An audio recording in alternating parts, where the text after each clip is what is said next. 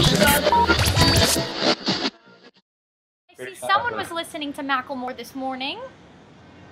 Yes, I was. Yes, I was. Do you like Macklemore? I love Macklemore. Macklemore is one of my favorites. Me and my buddy were jamming out. Nice. I love that video. This morning on Instagram that I saw it, I was like, awesome. Yeah, it's been a good couple of days. I'm up here on.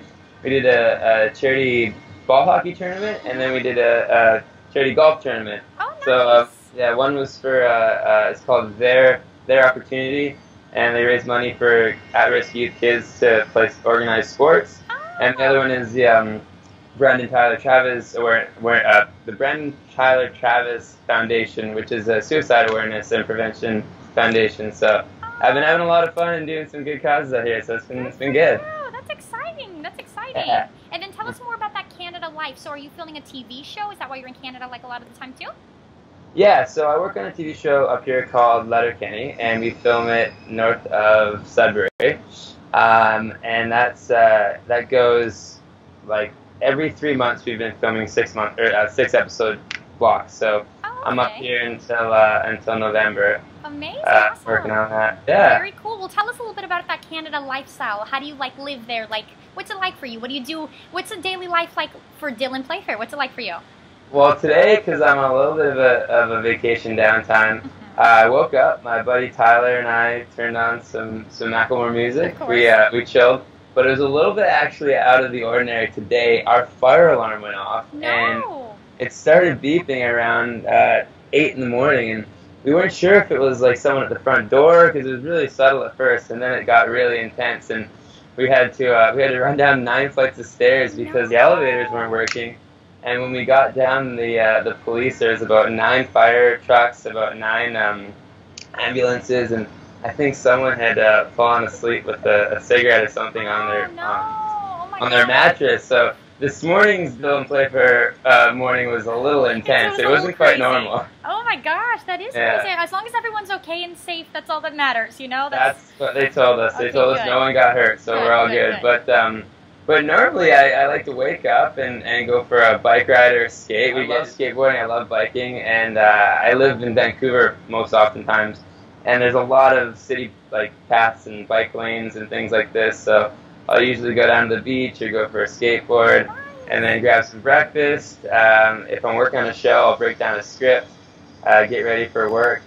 And yeah, we just say sorry a lot of the time. We're very apologetic people. I'm not sure if you know any Canadians, but we say the words "a" and "sorry" often. That's true, so interact with some people, apologize for it, and then come home and kick back. I'm a pretty normal dude. I keep it pretty low key. I like a lot of your stuff online, on Twitter, Instagram, everything. You post very inspirational stuff, like positive stuff. Do you kind of live that positive life like that? Yeah, you know what? I made a decision early on. I remember before I started acting, I followed a lot of actors and how they I researched Tom Hanks and Matt Damon and Leonardo DiCaprio, and a lot of these guys have this opportunity where they have an audience of people who will really listen to what you have to say, and the ones who take that as an opportunity to spread positivity. I'm really inspired by that, In my day-to-day life, I like to be as positive as I can, and I think a lot of my friends can attest to me being the happy-go-lucky most oftentimes. And I figure if there's one message that someone interacts with in a day, and that comes from me, and I remember when I was 18, a friend of mine, I was a hockey player, and I had a really, really hard game, and it was really getting me down. And on the way home from the game, he said, Dylan, you shouldn't really even worry about this because you're a really talented actor. I think you're going to make it. And he didn't realize how important that little bit of information was. He just said it just to get me out of my slump because I was feeling low. But you never know what little piece of positive affirmation is going to do to someone's life. And now that I'm getting a little bit of a following, I really want to take the opportunity to spread those kind of vibrations out into the world and hopefully inspire people to see life as a really beautiful, special thing, because that's what I think it is. I like the post that you said something about, I don't know word for word, something about mentally growing, like a tree, nature. You just did it 2 days ago, something like that, and I really like that. In your mind, it grows information. You know what I mean? I like that. And you know what? That comes from actually one of my best friends. His name's Nick Bielski. He's a music. He makes music, Okay. and he lives in Los Angeles. And he read that somewhere, and he went home. And I remember him doing it. He printed out 1,000 of these little, like fortune cookie size notes, and I took a picture of one of them. And he just went around town. It was in Vancouver when he did it, and he's done it in LA as well. And he just handed them out to people and put them in random places. And Wow. you know, it's one of those things. You see that and you pick it up, and it's a little bit of information that can really inspire. And I think it's have you ever grown something in the garden of your mind? If you think about it, your mind is just like a garden. In the same way you plant a seed to grow a plant, you can plant an idea to grow an idea. You know. Exactly. So I saw that, and it really inspired me, and I thought, you know, if I can share this message with more people, then I will. I'm glad that you liked it. I really did looking at it because it's that cool. It's that cool. That's I awesome. like it. I'm so glad you like it. Thank you. So I think your mind can only occupy so many thoughts at once, and I heard it described like your brain's a forest, and you got to make pathways through the forest if you want to get to places. And if you have an idea over here of, you know, I love what I'm doing, and you walk that pathway day and day and day and day, and eventually that's the pathway that gets stomped into your mind. Exactly. The same way if you wake up and, you know, today's going to be a great day. You say that to yourself every day. Even if you don't believe it, even if you're not feeling it, eventually that pathway gets pushed down more than the negativity. And exactly. you know, it's like working out. You got to work those muscles. You got to work those thoughts. You know, if you love skateboarding, then go skateboard. If you love painting, then paint. And I think when people start, you know, realizing that they do have a lot of control over their own happiness, then things get pretty sweet. Yep. You know what it is? All it takes is one trigger. Once you get enlightened, that's all it takes. You don't go back. You don't go back. Yeah, your brain can't be unstretched. Once you've gone to a place and learned something, you can't unlearn it. You know? Exactly. That's cool that you're like that in your, you know what I mean? For sure. And I'm someone who wasn't always in that headspace, you know, and I think like for me it was a growth to get there, and I got really lucky. I had a very supportive family, but I went through some time in my late teenage years. I think a lot of young men and women do, or that headspace is really hard to get in and really hard to stay in, and there's teen angst, and there's aggressiveness, and there's a little bit of a me versus the world idea that I think a lot of people go through, and I was exposed to some really groundbreaking ideas in my early 20s when I transitioned from, I was a junior hockey player and I thought I was going to play pro hockey, and then I had a really bad concussion, and part of it was taken away from me, and I had to go and find something that made me feel fulfilled again, because hockey wasn't going to be there for me. And it forced me to do that thing that you're talking about, where you expand and you grow and you realize, you know, things, and you can't unrealize them. I started watching a lot of TV because I was stuck in my room. I couldn't do physical activity, and I realized, I'm like, I love this. I would love to do this as well. Wow. And once that idea was planted, you know, the ball started to roll, and I started watching, you know, the kind of people I was talking about earlier, Matt Damon, Tom Hanks, these interviews, and how did they get there? Well, they worked really hard and they asked a lot of questions, so I started my own journey. Good for you. Good for you. Very inspirational person, and I'm sure everybody watching this is going to learn so much from you. Everything, the inspiration that you have to share is wonderful. So thank you for that. Thank you. And then, of course, we're going to have to talk about Descendants too. Definitely, I have to agree. It's a pretty awesome, fun adventure. Absolutely. Yes. So tell us, first off, were you always like a Disney person? Were you just exposed to Disney? Tell us about that. Well, I grew up half my life in the States and half in Canada. So my dad's a hockey coach. So I spent a lot of time living in, you know, Kalamazoo and Dayton, Ohio. So I watched Disney as a kid, and then as I got older, I moved to Canada and watched YTV. So a lot of the YTV shows are old Disney shows. So I really was entrenched in Disney. Disney was a huge part of my life growing up, and obviously the Disney classics, and watching Beauty and the Beast on VHS, and The Little Mermaid, all that stuff. So I definitely grew up with it, and I never really thought that I was going to be in the Disney world. But after doing some assembly required, I was, you know, very, very drawn to it. And it was something that if the opportunity came up, I told my agent and manager, I'm like, I'd really love to do this.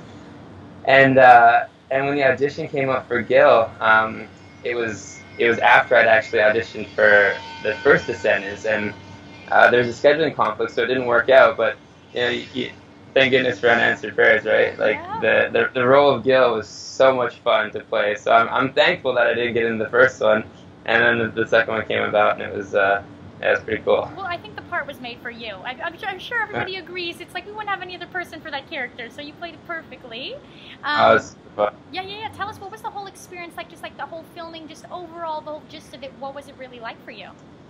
Well, it was my first musical, and I knew there was going to be a lot of training involved. During the audition process, I got to talk with Kenny Ortega, who's a legend.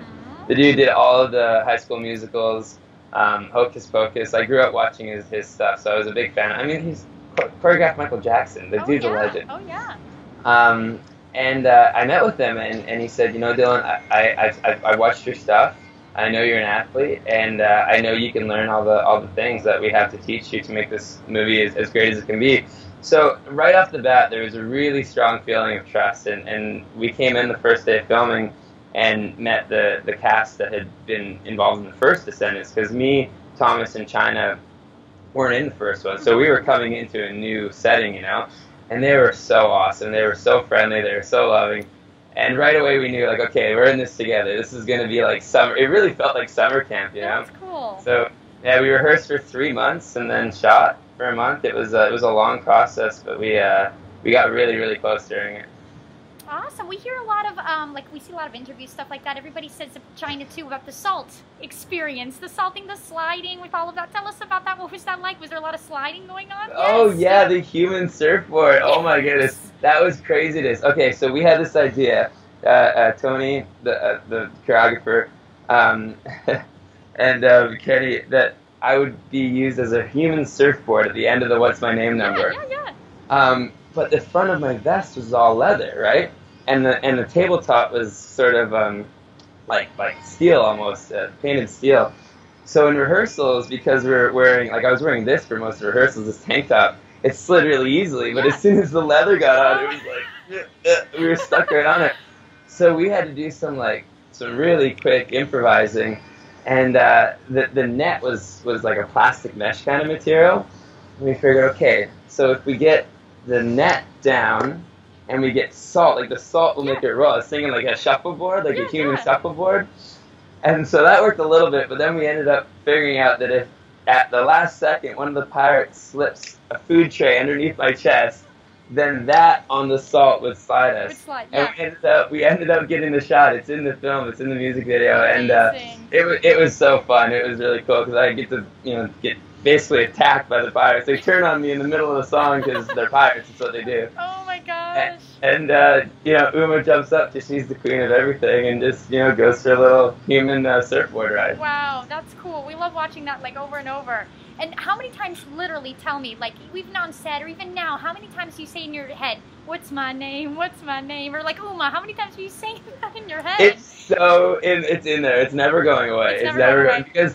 Not like it's in your guys' heads now. I was listening to that every day, going to set, and then dancing through it too. So not only is it in my head, but the moves are in my head, and it's a banger track. It's an awesome set. It's really it's amazing. Great. We're just like Uma. Right?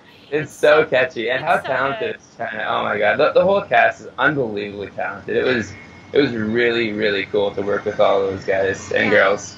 Honestly, watching it was way better than expected. Like, really, just amazing, amazing. Well, they put a lot of trust into the project, and they really wanted to go big. That was their plan from the beginning. The first one had done well, and they told us right off the hop, this is going to be way bigger than the first one, and the stakes are way higher, and like the intensity of the film, it feels like Pirates of the Caribbean meets High School Musical, it's awesome. It does. It really does. I love it.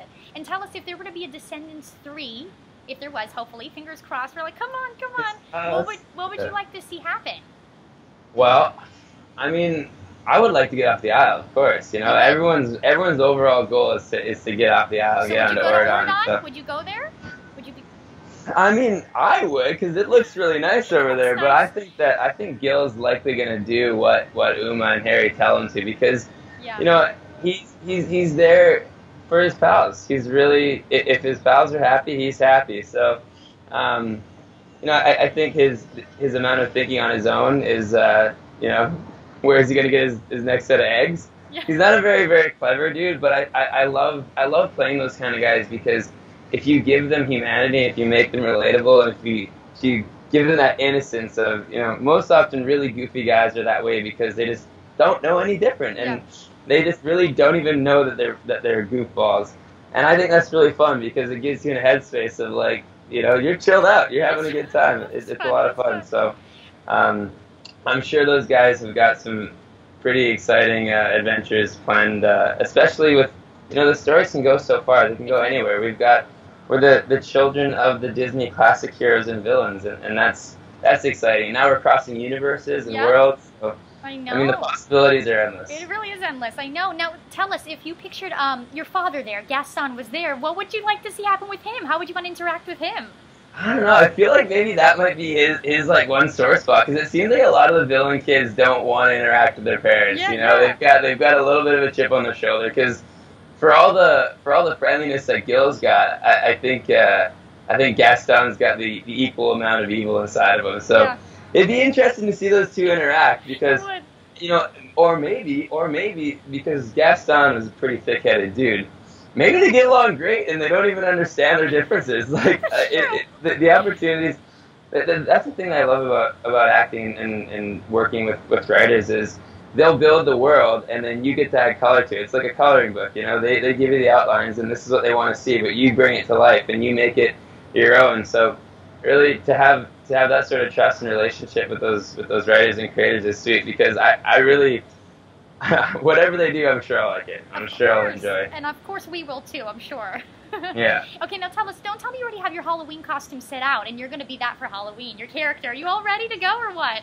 I should, right? I should call Carousel and be like, hey, can I borrow that for Halloween? I'm sure she'd let me too. You know what? We got along pretty well. Yeah. Did you get to keep any props from set? Like anything? Did anybody get to keep anything? I mean... You know what? I got no, I'm kidding. I think they were pretty cool. A practice sword, because we were using those a ton, and there was literally hundreds of them. And I got one of the rings from. You did. I did. Wow. But the big idea was, well, we got to leave them on set because we want to have a third movie, so you can't take all the sets. So I can't predict it because I don't know for sure. But if I were betting man, I'd say there's likely going to be a third. Yay! We want that. We place our bets too, and we're hoping. Yeah, me too. That's exciting. Okay, so now we're going to ask you like a bunch of just fun Disney stuff. So first off, you told us you went to Disney World. So first question, what's your favorite Disney ride? The Disney, well, because I've been to the one in California more often. Okay. So I got to say, and I was so young when I went to Disney World. Okay. So I have to say Magic Mountain. Oh, Magic Mountain. Nice. Yeah, that's in California, right? Yes, My geography's all crazy. Yes. Okay, cool. So are you a roller coaster guy? Do you like roller coasters? Do you have any fears? I love roller coasters. I love roller coasters, but the drops of doom, they get me every time. I have a hard time with the drops of doom, you know? You do. But the roller coasters, put me on any roller coaster. So Tower of Terror, you can't do the Tower of Terror, the drop elevator. Oh, I've done it, but I freak out. Oh, I freak out so bad. Yeah, Wait, but I have done it. Can you get an elevator, like real elevators? Today I couldn't with the fire drill. Oh, that was crazy. Oh my gosh. Yeah. So that's why. Elevators. I do take them, but if I have the opportunity to take the stairs, I will. You take the stairs. Okay, there you go. But you get your exercise. Why not? That's exactly. You get your steps in. Yeah, you do. Okay, and then how about like favorite like Disney food? You know how they have ice cream at Disney? They have like the turkey leg. What's your favorite? Like, what do you have to get? The turkey leg. Just because it's so comically huge. Yeah.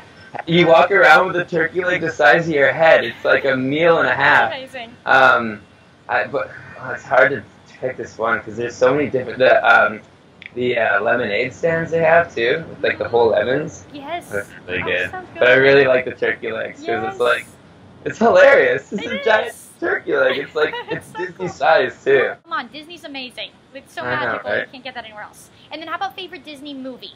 Ultimate favorite Disney movie? It's a split between Mulan and Beauty and the Beast. Okay. Because I love the story of Mulan. It just gets me fired up. I think it's so fun and it's so funny and it's so great. But I was quite young when Beauty and the Beast came out, and I remember really loving the energy of the film. And now I'm Gaston's kid. That's pretty cool. You are. So I'm a little bit biased. Yeah, but you have the title though of being Gaston's son, so that's so cool. Who gets to say that? You have that title. I know. You own it. Pretty cool. Pretty cool. Yeah, that is cool. That is cool.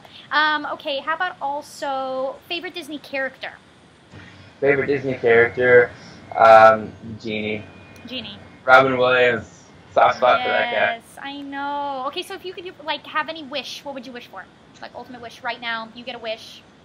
I wish I could fly. Oh, you could. Is that cliche? No, I really wish I could fly. But where would you fly to? Where are you going? Or you're just gonna fly that's good? Just around places in the air, in the sky. Like, could you imagine just being able to fly over I don't know, LA or a lake or that would be cool. fly over the Florida Keys. That would be so dope. That would be just cool. with your mind. That would be cool. Get them to do it in Descendants 3. Everybody flies. That's right. That's my one request. Look, Kenny, I'm only doing the movie, but Gil's got to fly now. Gil's got to fly. That's it. That's it. Gil and Peter Pan have a thing where they hang out for a couple days. Yo, you want some of this fairy dust? It's gonna make you fly, dude. Yes, I do. Please, thank you, Tinkerbell. That could happen. It could happen. It's not far-fetched. Look at that. Your wish could come true. My wish, and wishes do come true if you wish upon a star. That's right. Yeah. See the Disney universe. Look how many possibilities we got here. We could do a lot. I know. Yeah.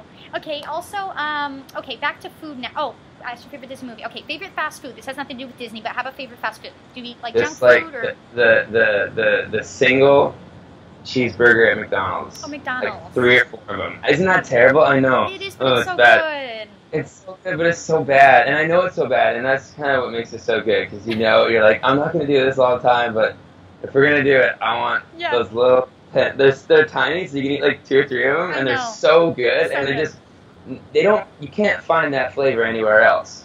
Probably because it's not made anywhere else. I think that's it. I think that's why. Yeah. I know. Yeah. The unrealness of it makes it real for us. Right, and it's a treat, I'm not eating that every day, so that's my if I'm gonna treat myself, I'm going in for the single little cheeseburgers at McDonald's. Good for you. Do you eat Chick-fil-A? Do you guys have Chick-fil-A? I don't know about Canada, but I think we have it, but I've actually never been. I've never been a big fried chicken guy. It's crazy. Wow. Yeah, I mean I love it, but I love it like home fried chicken, like the really, really tasty home fried stuff. Yeah. Yeah, I've never been able to get behind KFC, but I don't know why. Oh, okay, but you're more of a hamburger guy. You just said There you go. You're right. There you go. Right. That's it. Exactly. That's it. Now, do you know how to cook? Can you cook? Love cooking. Really? I love cooking. Oh, yeah. Wow. What can you cook? Well, I went to Thailand. I love going to Thailand, and I've gone diving there a couple times, and I took some cooking courses there, so I can do some Amin pad Thai and tom yum kai. I can make some pretty good Thai soups. Wow. I get my problem is though is sometimes I get too creative and I'll end up making flavors that clash. But I like to experiment. Yeah. So sometimes it'll get really, really tasty, and sometimes it'll end up in the garbage. But you know what? It sounds like you could become a chef, another endeavor for you. You could become a chef now. You could create your own. I don't know what. Yeah, I love. I watch Jamie Oliver a lot. Oh, you do? I love his passion for food. I'm into that. The other day I watched he did this recipe for a nice pecan caramel glazed duck. Oh my gosh! Yeah, that sounds good. So it's one of those things that you're living this life, you might as well eat good food. And cooking's not that hard really, so long as you. It's all about timing. Exactly. Cooking is all timing. Wow, that's cool. You could cook, and I was just expecting you to say I could cook a steak, not a whole. Oh no, steak's easy. You get steak as hot as the grill will get.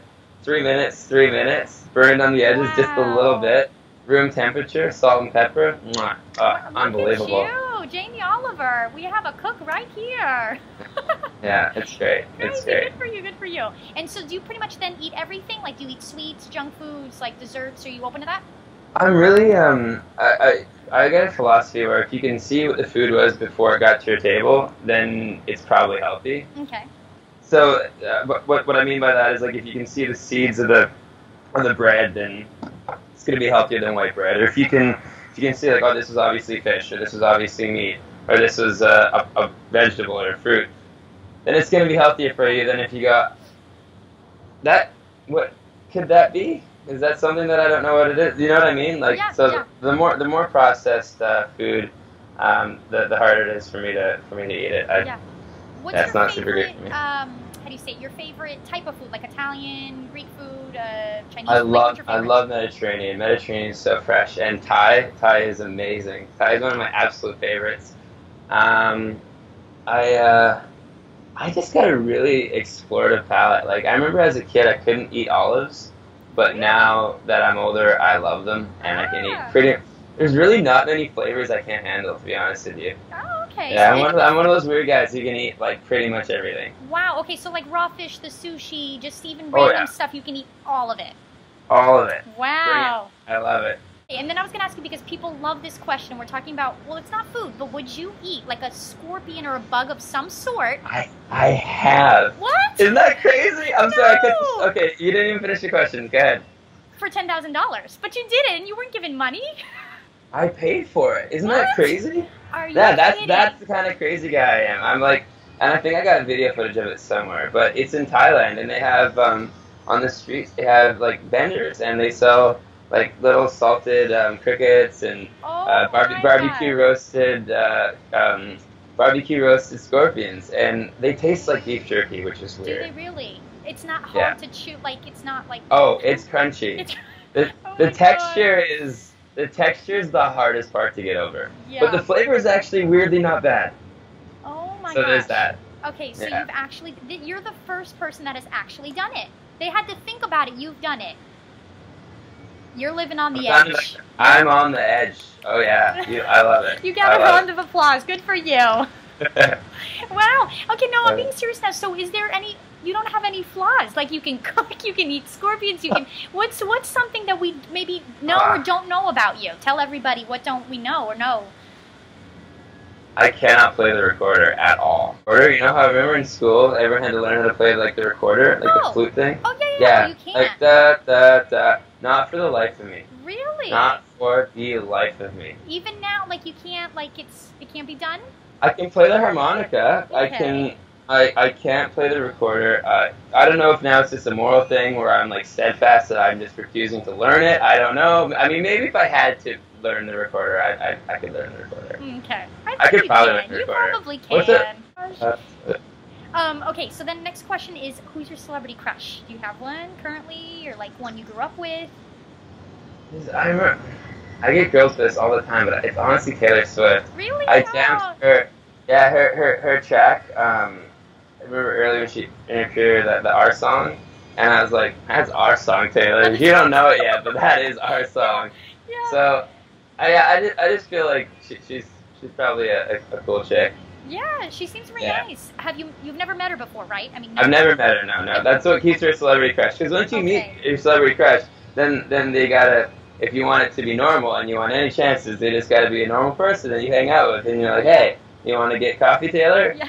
Because then otherwise you're like a fan, and not that fans are bad. Fans are awesome. I love fans to death. But, you know, you got to get to know somebody before you start dating them. Exactly. Of course. Your girlfriend's not going to ask for your autograph. That'd be weird. No. Now, I'm trying to think for you how this can happen. I'm like, okay, you could either go to a concert and meet her somehow, like maybe run into her maybe in Canada one day, like just like on the street, or she comes to the Descendants 3 set. Yeah, I mean, whatever happens, any one of those three, I wouldn't be mad about it at all. I think I'd be starstruck. I don't know, I gotta get a list of celebrity crushes just in case, like, I do one of these and someone's like, oh, I want to meet him too, because that sounds terrible. That sounds terrible. A list of girls I want to meet. No, okay. It's okay. Oh my goodness. That's totally normal. You know what I'm getting at, right? Of course. That's why we ask this question to everybody who loves celebrity crushes, and we can have even a few, like, crushes. That's fine. Yeah. Okay, so tell us then, what do you look for in a girl specifically, or like, what does she have to have? I like someone who can talk and like have really engaged conversations. I'm a big talker, and a big part of how I like make decisions is by bouncing them off of people. I'm like, what do you think about this? You know, as much as I am quite decisive, I love being able to have like really in-depth conversations. Obviously, it's cliche, but it's true. I'm a funny person, so I love funny people. If you can make me laugh, like, that's a huge, big plus. It's a thumbs up. I really like country music. I also really like Macklemore, and jazz. Like, I got a really wide variety of music, so like an instant no-no for me is a girl who says, "Oh, I never listen to this." It's like, oh, yeah. so you just like you've decided to block out an entire genre of music that could be awesome, but you got a hard line in the sand that says no. No, See, you gotta give it a chance. You don't know. She could love it, and it's like you don't know. Like, what if you love jazz? Like, jazz could be, and no one's ever exposed it to you, because that was me. I didn't know much about it, and then, you know, Apple Music recommends me some jazz, and now I'm all up in that jazz game. It's, cute. Yeah, I love it. I love it. Tell us a little bit about, like, your clothing style now. We see you're wearing, like, a cool beanie, everything like that. What's your style inspiration? Where do you shop? Yeah, it's funny, actually, today I thought a lot about it. I'm like, should I, like, is this going to be a wax style? But it's just, my style is very much what I'm feeling on the day, you know? I love wearing tank tops because I'm a very, like, I'm a beachy guy. My brother's going to fashion school now. Oh, yeah? So he's filling me in on a lot of new style points.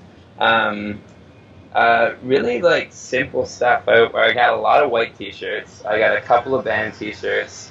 My brother's got me on the skinny jean train, which is new for me, but it definitely makes me look like I'm a modern human being. I had brutal style for years and years, and there's a bit of an intervention with the family, and they said, listen, Dylan, if you're going to be an actor, and you want to be in the public eye, you got to look good. What was the style before? What was it?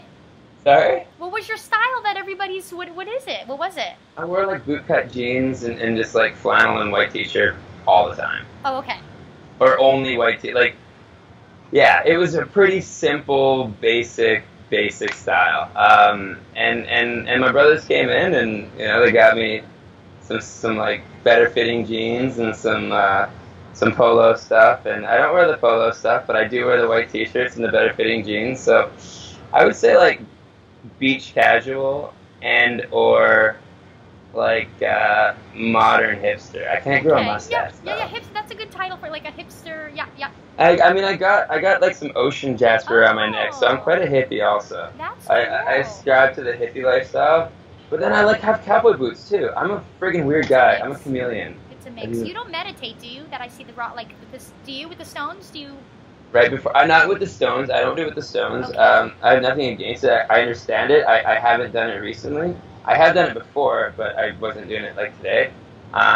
Lately, I've been doing the Wim Hof method. Yeah, so I've been doing that for about 4 months now, and I've got my breath holds up too. And people might not believe this, but go to Wim Hof's like YouTube page, and it's true. I held it for 6.5 minutes today. Are you kidding? Hold my breath. It's crazy. Yeah. This stuff's unbelievable. Like, oh my gosh.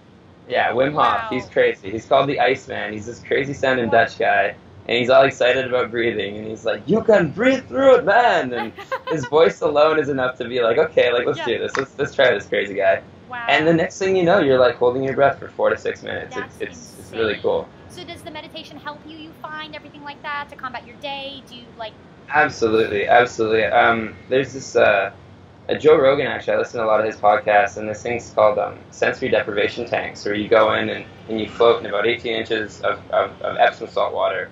That's heated to the temperature of your skin in a closed capsule, so there's no light that comes in. And that's another thing I've been doing for about 6 months now. And meditating for me is a huge part of my clarity. You know, if I go a week or so without meditating, I definitely feel almost like brain congestion. Wow. Yeah, so I try to work it in at least once a day, even if it's just 5 or 10 minutes of mindful breathing. It makes a huge difference in my ability to focus. Okay, sorry, I skipped questions here. So, okay, we're talking about celebrity crushes. Okay, so I wanted to know, I'm sorry, you said what you look for in a girl. I wanted to know what's a dream date for you. What's like a dream date?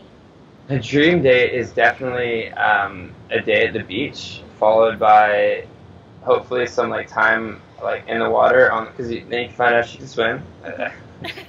And a fire pit, because then you there's a lot of conversation that happens. But I mean, if you're not, well, we're describing the dream one. So yeah, that's the dream one. The dream one is a day at the beach, chilling with like maybe a couple of close mutual friends, because then you get that like pressure off of like you get moments away to be like, yeah, what do you think, dude? Like, is she cool or what? Like, yeah or no? And then later on you go for that one-on-one solo date, and you get to talk about like, hey, how sweet was that day at the beach that we had? Exactly. Very cool. Now, would you say you're like a romantic at heart? Is that like the type of person you are? Like, would you give her roses? Are you, what type of person are you coming to romance? Like, what yes and no. For me, like a lot of what I find romantic is sharing moments together. Like I'm a big like dinner date guy. I'm a big like let's go on a trip. Like I would rather like instead of buying a dozen roses over 6 months, I'd take that money and get a plane ticket and go away for a week, and do something like that. Like that's where I show my affection. I know some girls like the roses and the flowers and the cards and stuff, and I mean I can do that on special occasions, but I've never been one of the spontaneous ones. But I am spontaneous with the trips and like let's go away for a weekend. Let's go to the beach. Let's go do something. That's amazing. Good mindset again, because other things are superficial. They're just items that don't mean much. You know what I mean? Yeah, like I mean, there's an energy to it. Like someone is thinking of you, and that's cool. But when you're actually doing something together, that's for me what Good answer. More real. You're on it again. Good answer. Good answer. Yeah. And then, is there anything else you want to tell everybody listening, all your viewers, everything from Descendants 2 to possibly Descendants 3 to your TV shows? Just tell them in a scoop. Honestly, there's nothing new and exciting really, other than the fact that I believe the international release of Descendants is coming right around the corner here, or it's happening now. Just like keep sending that love and support and good vibes, because I want to do a third movie, and if you guys want a third movie, then Disney's gonna want a third movie. So let's make that happen. Exactly. And like honestly, kind of going back to the original things we're talking about, just be nice to each other. It's so much easier to just like be super friendly, and that's what another thing why I love the film so much is the core message of it.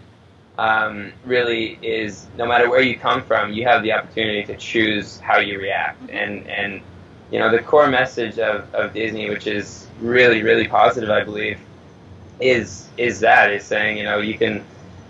Life is magical. The world is magic, and treat people with love, and that's how true love is real. And at the end of the day, that's all you really have is your people that you're around, the people that you love. So be nice to people and keep watching my TV shows and movies, so I can keep doing this and spread these vibes out. That's you guys right. are rad. Keep spreading those good vibes.